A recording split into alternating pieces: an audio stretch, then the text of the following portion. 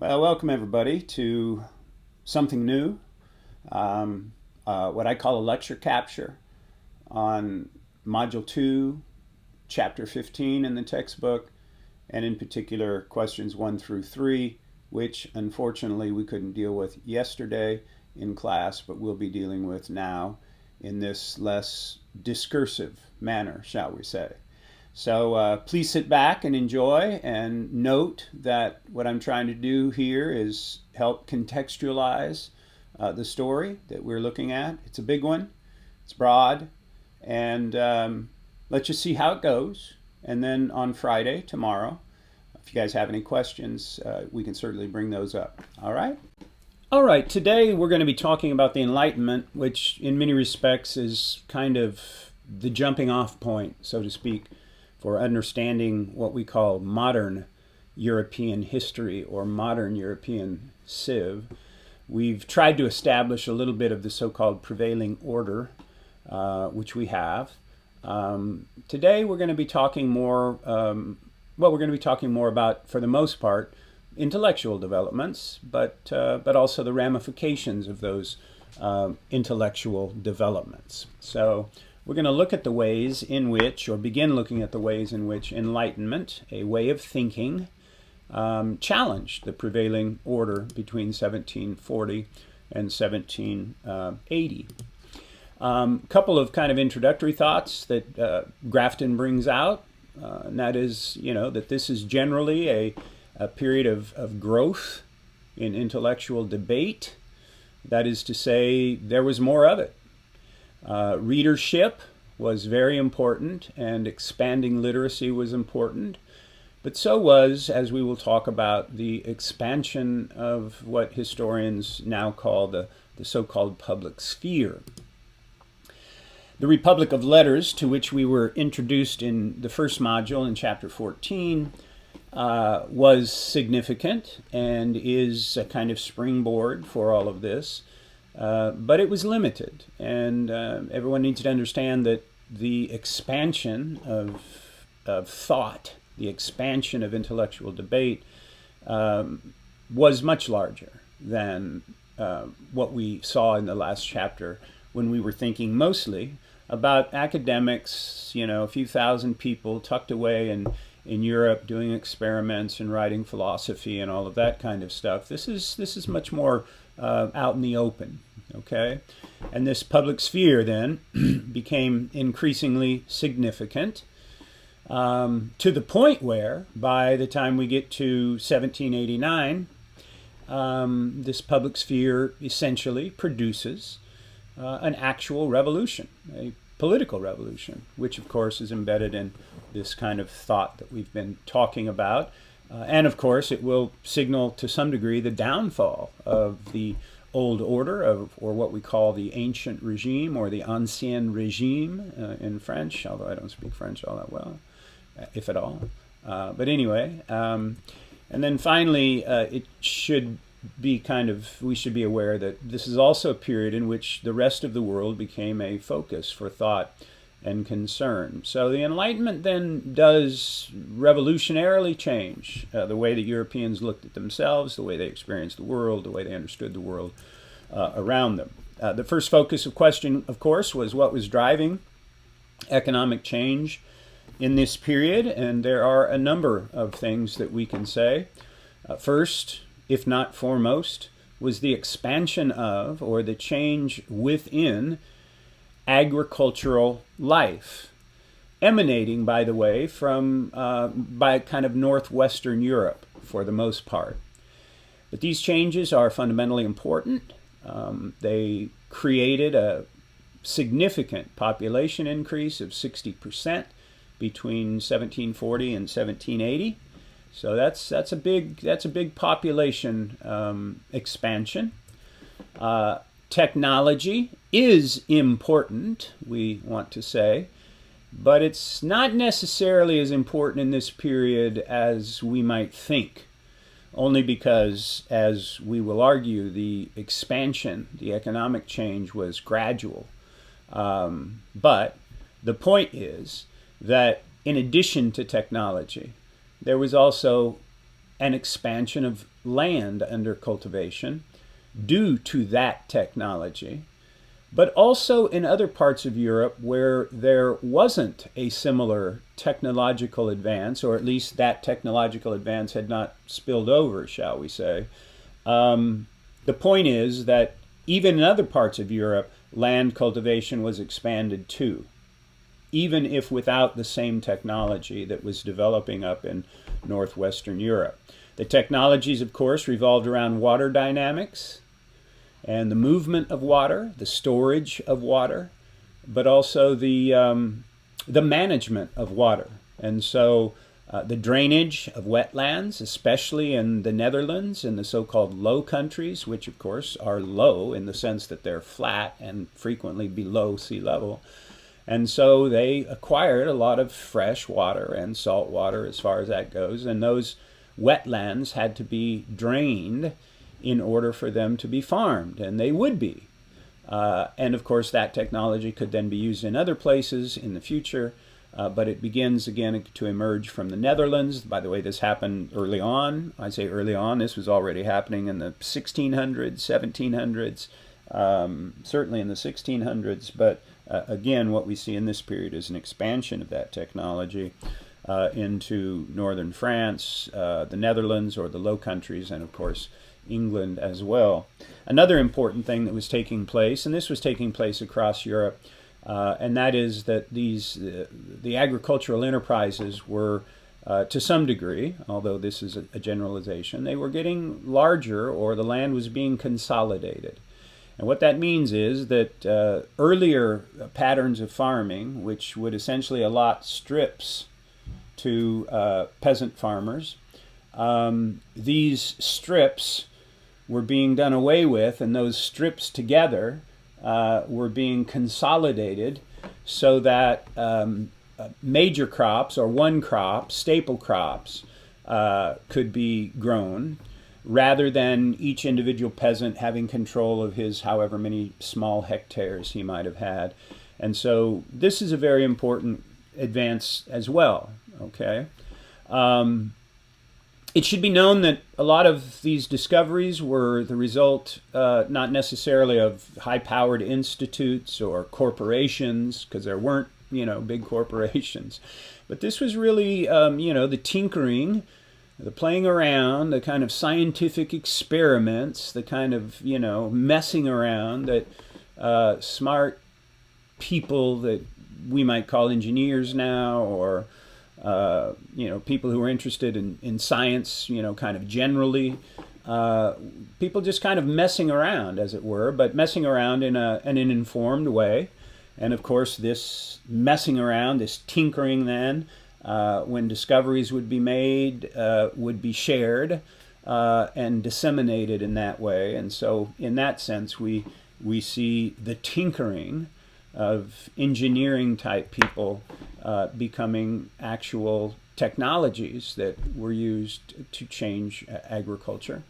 Another important part of this puzzle, though it was only in England, is the system of enclosure in England. That is to say, the landlords began to realize that if they consolidated their lands and essentially drove the peasants off the land, or consolidated them and enclosed them and fenced them in, they could actually become profitable agriculturalists. And so they did. And what this did, of course, is it drove some of those peasants off the land, or it forced them to make other adjustments, which we will talk about. But both of these things happened. Some had to leave the land and go into the cities early. They were kind of early immigrants in this period to the cities. Others tried to stay and hang on in the countryside as long as they could. And we'll talk a little bit more about that. And then finally, part of the reason for this population increase simply was the importation of the potato from the New World. And what that did, of course, is it shot up the calorie intake of Europeans. And the calorie intake, of course, is very important in people's survivability. And so what we see then is we see Europeans engaging in a diet which simply brought them more calories. And the potato then would expand, not the potato itself, but the use of the potato would expand throughout Europe and make a huge difference in just the ability of people to have enough calories to live and to live better, if you will. Okay. Industry also expanded, if you will. Notice that I have industry in quotation marks. The reason for that is, of course, is it's not the kind of industry that we're talking about now. It's not mechanized industry, or shall we say steel and engine-powered industry. It's still industry. And the people who are practicing it are still being industrial, that is to say they're working hard. But you know, this expansion of industry, as I said, kind of starts in this charmed circle of Northern Europe, as Grafton refers to these countries, the Low Countries, Southern England, and of course Northern France. And what we begin to see is the early development of what we would call capitalism, which can be defined in a lot of ways, but this definition from Grafton is fine. That is to say, the increased flow of private capital, not state capital, whether it's money or through borrowing and the availability of credit, into non-agricultural development.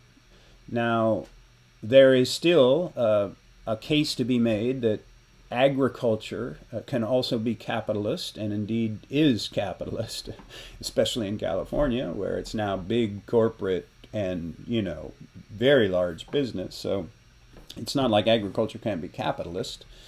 But the point that I'm trying to make here is that there is a move toward the use of machinery, essentially. Machinery that is not intended to produce, shall we say, crops, but rather machinery that is intended to process natural resources, essentially. Workers, sometimes poor country folk, had more opportunity as a result of these changes. They weren't as busy farming, simply stated. They had more opportunity. They still lived on the land. They still had their villages and their huts, but they had more opportunity to engage in trying to make a living. You could say that they were forced into this, that their turn to handicrafts and farming, their turn to handicrafts was kind of forced on them. And so they became kind of part-time farmers and part-time artisans. And this is what is referred to as the putting out system, which of course meant that large-scale importers of natural resources, or resources like silk, for instance, or wool, would farm out or put out their bulk wool into the countryside, and using looms and weaving machines, all mechanical, of course, these people in the countryside essentially processed it, made wool out of it, yarn first, and other kinds of yarns, and then, of course, would weave it into textiles or materials, right? And then that would be sent back to the cities, and this putting out system then would bring extra income to the agriculturalists, and it would, of course, drive economic interests in the cities. Initially, of course, in the early parts of this period, the power for these machines was human. That is to say, people actually moved the machine, maybe with their feet, maybe with their arms, maybe with both. Maybe it took a few people, but there were different kinds of technologies. And then, of course, we know that the water frame was developed, and people realized that, hey, we can, if we live by the rivers, we can use the river power, which they did, and that meant, of course, higher production. It also, interestingly, kind of kept them located there by the rivers, and so they were indebted to the rivers for their power, right? And then, of course, the development of the steam engine, which in its kind of smallest application would at least allow people who weren't by rivers to engage in shall we say, production.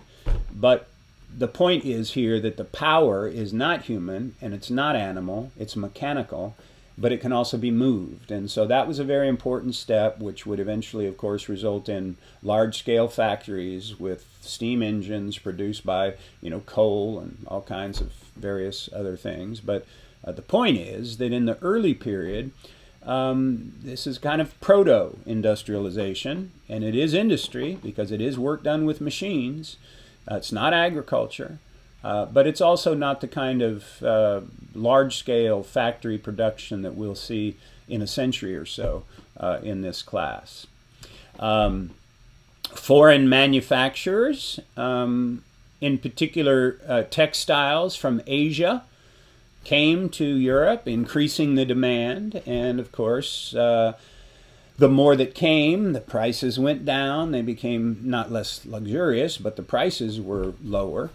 And what we see during this period also then is an expansion of the market, a market for all kinds of manufactured goods, in particular textiles. And textiles will be the first product, shall we say, that really drives this turn towards industry. Someone may say, well, what about sugar and all of that kind of stuff, and indigo and cotton and that kind of stuff? Well, you can see the cotton's related to that, but the point that I'm trying to make here is that, plantation slavery was essentially agriculture. It wasn't industry, although it produced massive amounts of wealth and massive amounts of sugar as far as that goes. But it is still agricultural work, if you will. Now, what this meant, of course, is that country folk had increasingly more money, but also more contact with cities. And not just with cities, but the cities that were, in fact, markets for their hard work and for their production. And so, again, what we see here is we see a lot of things happening at once. And one of the things that we see is we see the expansion of the markets and the possibility of people in the countryside being able to participate in those markets, both to buy but also to sell. And so it's changing economic activity, if you will. Okay? I've already mentioned the new technologies, the water frame and the steam engines. I didn't mention road building, but that was another important kind of factor. And that is to say that it just became much more efficient to travel. Not all that quickly, but I mean, it did reduce the number of days that it took to get from, central France to Paris or whatever the case may be. And of course, this really radically changed once the steam engine, of course, results in the usage of and the creation of railroads. But that's still a little bit in the future as far as that goes. But what we also see is a rising inequality between the richest people in society and the poorest people in society. And some people don't like to hear this, but capitalism, unregulated, always, for whatever the reason, always seems to result in rising inequality. The rich getting richer, the poor getting poorer. And of course, the big question that we'll be talking about throughout this course is whether or not or how the state should or might become involved in an economy to reduce the inequality. This is not something that, we just started talking about since, Donald Trump was president. We've been talking about this for centuries, and we've been seeing it happen in societies, including our own. But anyway, there is a kind of inequality that results from all of this, which we will have to deal with in this course. And another interesting kind of thing I don't want to spend much time on, but it's just this notion that as people are coming to the cities, crime seemed to be increasing. Notice I said seemed to be increasing. And when these people thought it was increasing, they then adopted more punishing ways of punishing crime. And so increasingly people are looking for crime. They're experiencing crime in a way that makes them want to punish more. And we'll be talking about that too. But that too is not an uncommon experience. So, for instance, you may not be aware of this, but over the last 40 years, over the last 30 years, crime in this country has just dropped. But you'd never know it because all you ever hear about is crime and gun killing and how many guns there are. It is true during the pandemic that property crimes went up, that violent crime went up. I'm not gainsaying that. But I am saying, interestingly, that actually if you compare it to what was going on in the 1970s to what's happening now, the crime rates are just increasingly lower and lower and lower. And yet we are a society obsessed with crime. And, I could go on and on about that, but I think the point has been made. And then finally, on these points of economic change, let us understand that wealth, a lot of wealth, came in from the colonies. And again, we have to acknowledge that much of this wealth was the result of slavery.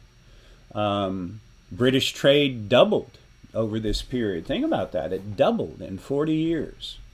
Mass markets in Europe emerged, and of course, everybody was engaging in that trade. Plantation owners, whether they were Europeans or Americans or people in, other parts of the New World, so to speak, plantation owners were making vast fortunes. Some of the richest people in the world were plantation owners. And as we've noted many times, the appetites of the Europeans meant that sugar cane and tobacco and all kinds of things were literally becoming part of the European palate, driving on this expansion of economic change, but also the expansion, of course, of slavery in the New World. And the numbers, of course, are shocking on this map here. Notice that these circles represent ports. These are ports from which ships left with cargo, went down to Africa, exchanged that for slaves, took the slaves across to the Americas, and then brought raw materials back to Europe.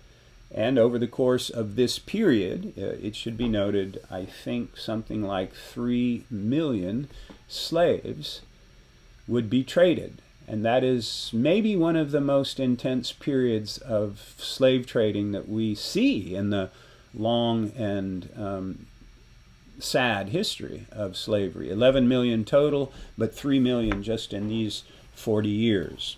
And of course, I don't want to miss the point to point out that this was far and away the most brutal system of labor on the planet. I say wage labor. Actually, they didn't get any wages. But if you want to factor in wage laborers too, it's still a pretty brutal system. But the point is that from their colonies, especially the British, from their colonies, on balance, these European countries were building their own national wealth at very and increasingly high rates. And of course, all of this economic change meant that life in urban contexts changed. Now, remember, we're not talking about 8 million people in London, as we do today. We're talking about maybe 100,000 or so, or 75,000, but still large conglomerations of people. And so this urban life was, of course, new or emerging, but new nonetheless. Those who were getting rich, of course, built lavish homes, some castles, and so forth. And so this is part of that income inequality. And what we see is that the poorest lived a life of despair and sickness and death. Because, of course, they had to work. And these people worked. When they could find work, they worked. When they couldn't find work, they begged. And when they couldn't find work, maybe they did some other things. Maybe they even participated in crime. But again, what we see here is we see that, societies have to distribute their wealth. And how that wealth is distributed is, well, that society's agreement. It's their fault, if you will. It's their choice. And these are the kinds of choices that Europeans are making. Another interesting part of economic change actually has to do with what's frequently thought of as a kind of not so progressive part of the economy, and that is the so-called artisanal culture. That is to say, this practice of having master craftsmen who then train apprentices who, once they're fully trained in the trade, let's say blacksmithing or glass making or whatever the handicraft might be, carpentry, wagon making, whatever the case may be, these masters train apprentices. The apprentices then become journeymen.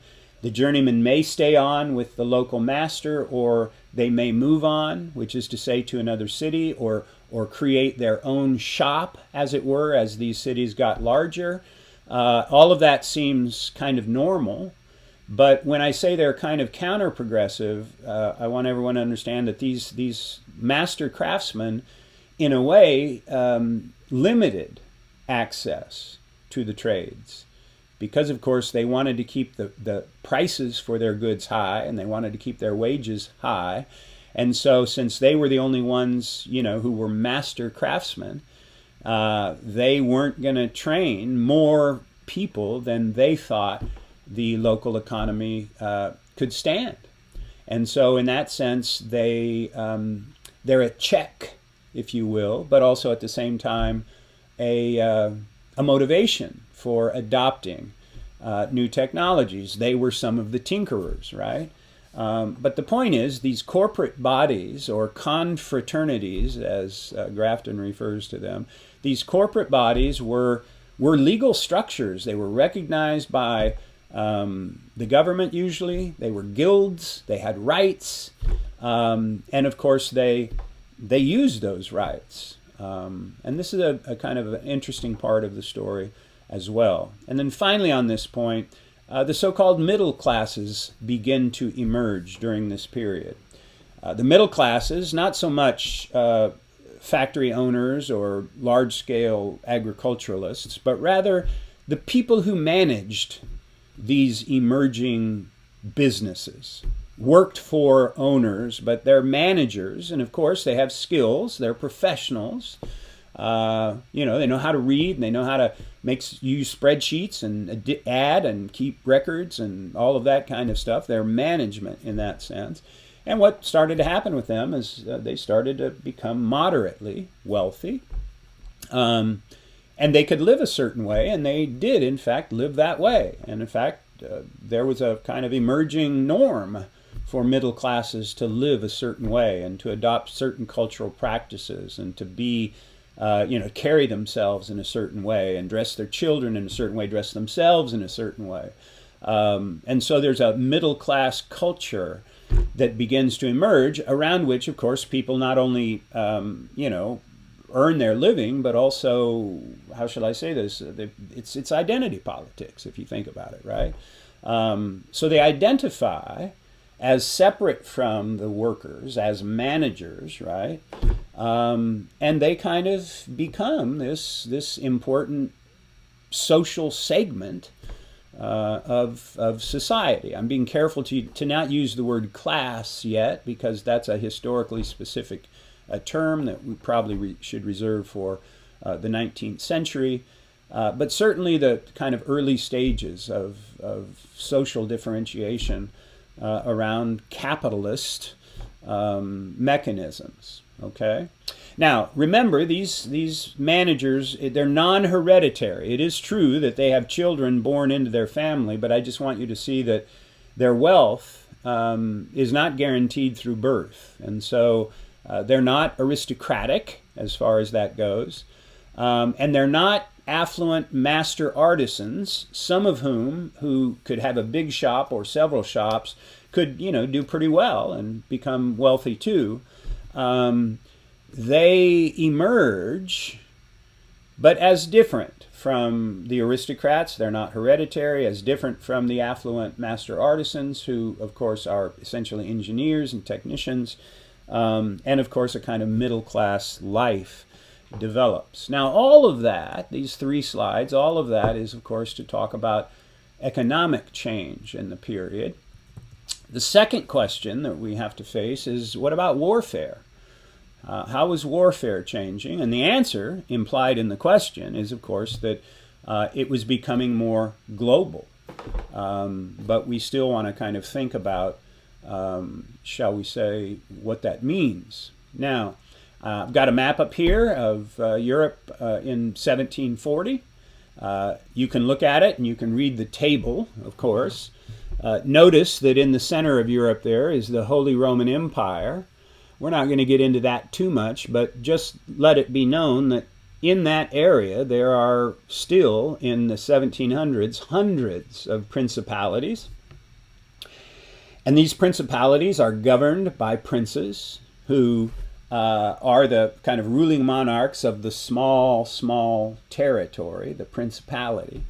And of course, they will maneuver amongst each other, and they will ally with one another. And part of that is why the wars of the preceding century had been so bloody, but also because they were religious in nature. And of course, the Holy Roman Empire sits geographically right where the forces of Protestantism emerging from Luther, Martin Luther, and John Calvin, on the other hand, both Protestant but different Protestant religions, of course, clashed with Catholicism. Okay, and of course, one of the things we're going to see is that warfare became increasingly less religious in its motive. But be that as it may, what you can see here is you can see that Europe was, well, complicated. I'd like you to notice that Austria and Hungary and anything else in green were ruled by the Habsburg monarchy of Austria. So in that sense, they are, well, Austrian or Habsburg. Okay.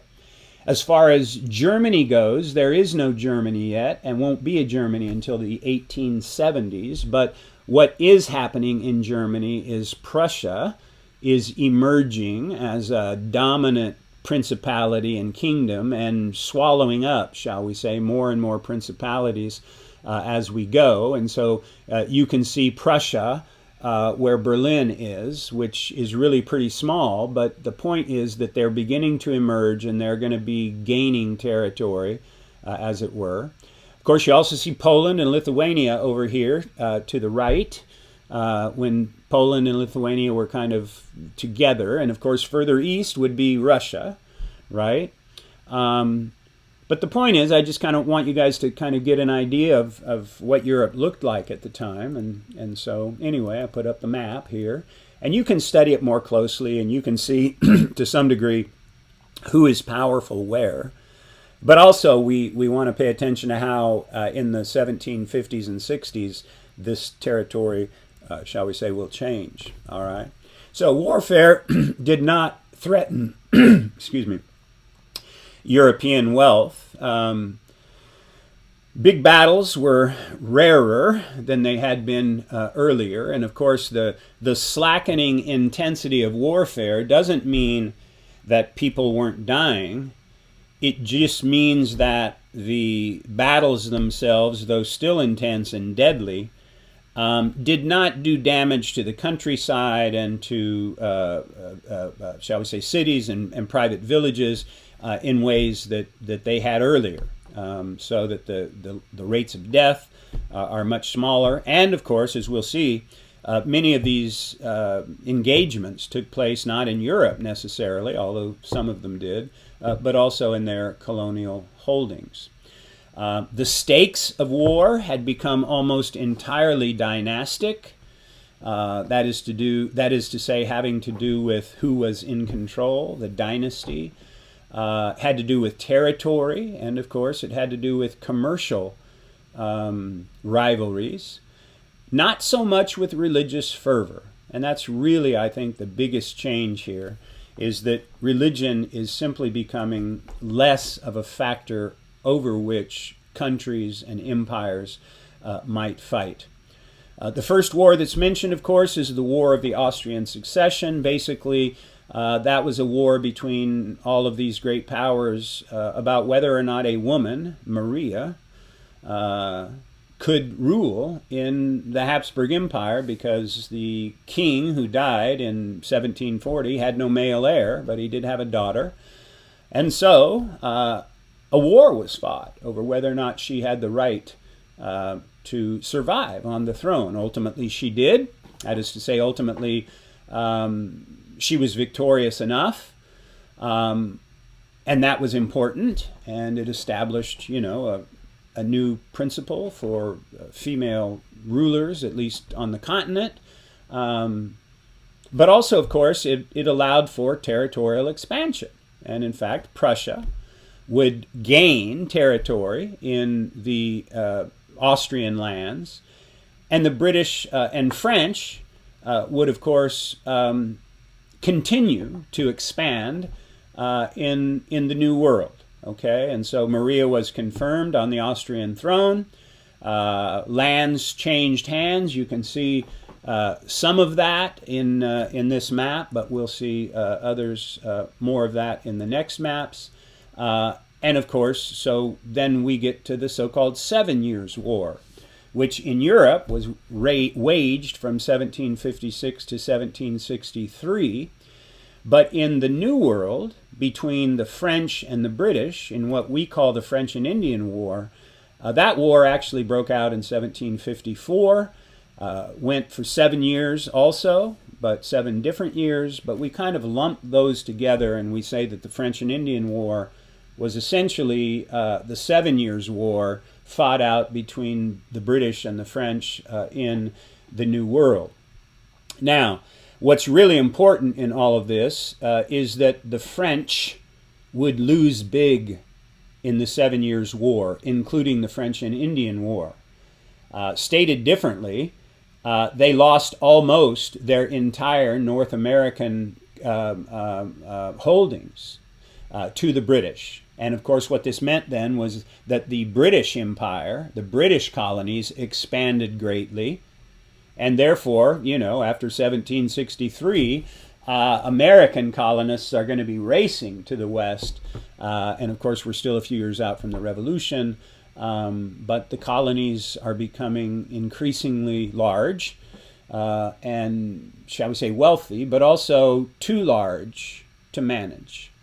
And that's really what happens when the American Revolution breaks out. As much as anything, it was a war about whether or not the colonists would be managed from England the way that England wished to do so. So the French lost big, but they were also interestingly saved by Russia's Peter III, who, when he came to the throne in 1762, he switched sides in the war. Russia had been supporting France up to 1762. They had a long historic relationship with France. But of course, Peter III was a German prince, and he admired Frederick the Great, who was a Prussian ruler. And so immediately, although the French had been making inroads in 1762, as soon as Russia kind of pulled out of the war, that stopped the war. But it also, of course, meant that the French could not take advantage of the French and Indian War the way that they might have. So Prussia gained more territory. And France lost much of their overseas empire, as I mentioned. Prussia continued to emerge even further. And what's important here is that by this point in time, we can begin to talk about how Austria or the Habsburgs no longer controlled Central Europe. And Prussia now is a formidable enough opponent, shall we say, to damage their holdings, to threaten their leadership, shall we say. And then finally on this point, I just want to mention Poland. We'll be talking more about Poland, but Poland is also a big loser here, because between 1772 and 1795, Poland is wiped from the face of the map. That is to say, Prussia, Russia, and Austria essentially divide her up and erase her, as it were, from the map of Europe. And so from 1795 until 1918, The Poles, though they had different names for their government and different arrangements of their government, the Poles moved forward always under someone else's control. And so though they would maintain their sense of being Poles, they didn't have a country. And that would be a problem. And they would want a country. And they would create problems for these dominant regimes or empires who had wiped them from the face of the map. So the Poles are very interesting people here, but I want you to see that it was actually possible for three large powers to just wipe out a major country like Poland, which had weaknesses. I won't go into them right now, but I mean, there are reasons why they couldn't sustain themselves. But by the same token, I just want you to realize that, you know, this could happen, and it did, and it would have a big impact as far as that goes. Which brings us into the third question, and that is, how was cultural change expanding in the period? Cultural change. First of all, literacy expanded greatly, although we don't want to, you know, talk about it as an explosion, but in the cities by 1800, most males could read, and a lot of women could read, okay, in the cities, not necessarily in the countryside. Hundreds, if not thousands, of newspapers and magazines began to, well, I say began, newspapers and magazines expanded under what we can call a kind of more open publishing climate. And by more open, we mean less censored, we mean less religious, we mean more secular, we mean more about normal life, if you will, whatever that is. And of course, novels were a very important part of this story. And your book talks about how, for instance, as you see in the picture, these novels were small, they were you could hold them in your hand, you could read them all the time. And these novels were successful not just because they were small, but rather because they created these fictional worlds as slices of reality that seemed just as realistic as, say, watching a play. And so this was a very important phenomenon that allowed people to engage more and more and more in, shall we say, imaginative exercises that allowed them to kind of engage themselves in ways that they couldn't otherwise. This was important for women, of course, because even though their public, their ability to go into the public and, shall we say, enjoy themselves, nonetheless, they still were a gender which was very limited in what they could do with their lives and where they could go. And so, you know, the novels became important to these women because it allowed them to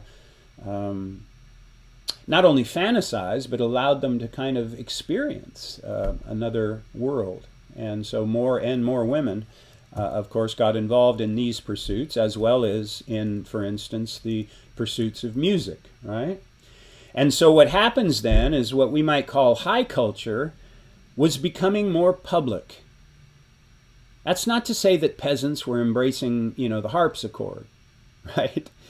It is to say, however, that in all of the arts, whether we're talking about exhibits, plays, or music, in all of the arts, there was a kind of a way in which a high culture kind of moved out into a more public sphere. So that the new settings that we've read about, the salons and the coffee houses, the academies, continued to expand. And essay contests, like the one that's written about at the beginning of the book, you know, allowed people, sometimes women, to anonymously participate in these contests. And of course, sometimes the women won these essay contests. Other times, you know, other people won these essay contests. But it's a way in which the public sphere is getting larger and larger and larger. Now, this public sphere notion, let me just underline, I say it's a public sphere. It was called a public sphere, but frequently it was in private settings or in small settings like coffee houses, salons, etc. So it's not out on the street corner. People aren't standing out on the street corner in the public square, although there may have been times when that happened. This is really kind of a private world, but it is an expanding world where people are are thinking about their public self, if you will, and the public in ways that, at least up to this point in time, had not. And then finally, I mentioned the Freemasons. The Freemasons were a intellectual movement as well, with hundreds of Freemason temples around Europe. They did adopt this kind of secret kind of nomenclature and practice, and with passwords and rituals that were only known to the initiated. That's true. But that really wasn't their deal. Their deal was to learn more and more. And they were tinkerers too. They were frequently aristocrats, but they were also sometimes, these kind of middling sort who wanted to, first of all, learn more about the world and the universe and physics and engineering and all of that stuff, but also wanted to see those changes put into effect. So a lot of these Freemasons then were not just experimenters. They actually taught this stuff to people around them. And that's how some of these technologies were spread, like the planting of legumes in agriculture. That is to say, having a crop that you just plow under to provide more fertilizer. These are all things that kind of had to be discovered and had to be promulgated. And indeed, the Freemasons were one way that happened. And then note also, of course, that the world itself gets broader in this period. More and more Europeans learn more and more about the world. And so in that sense, it gets broader, but it also gets smaller.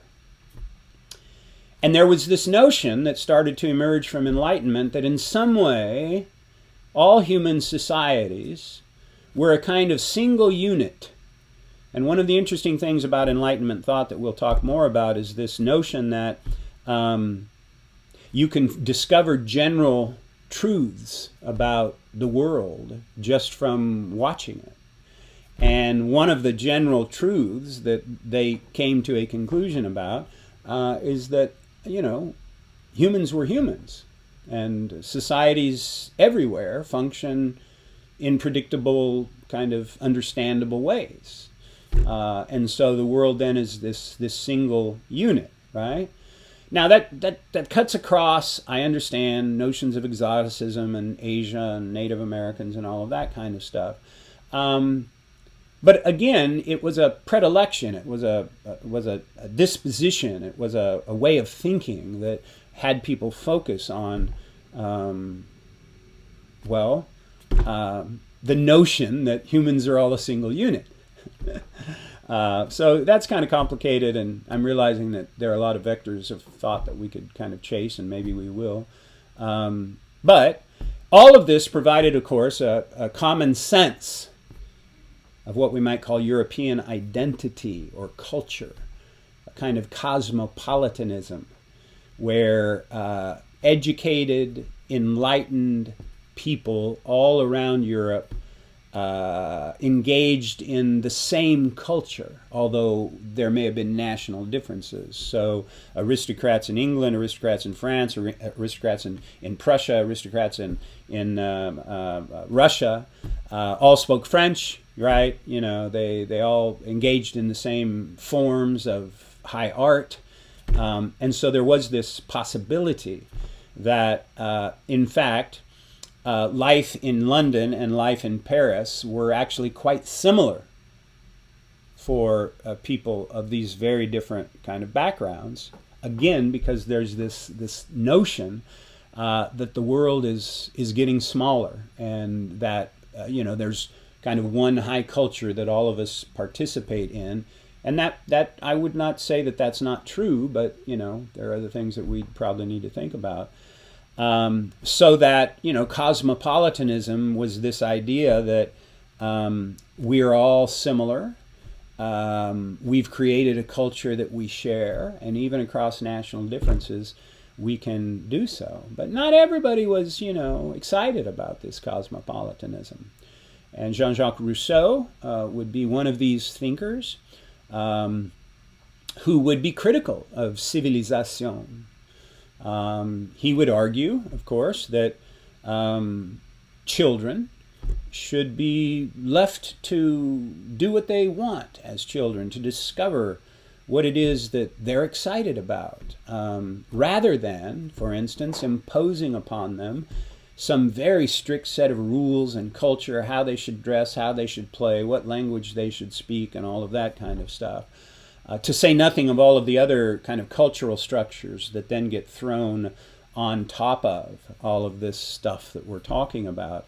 And so Rousseau and others would be critical of civilization. They would be critical of cosmopolitanism.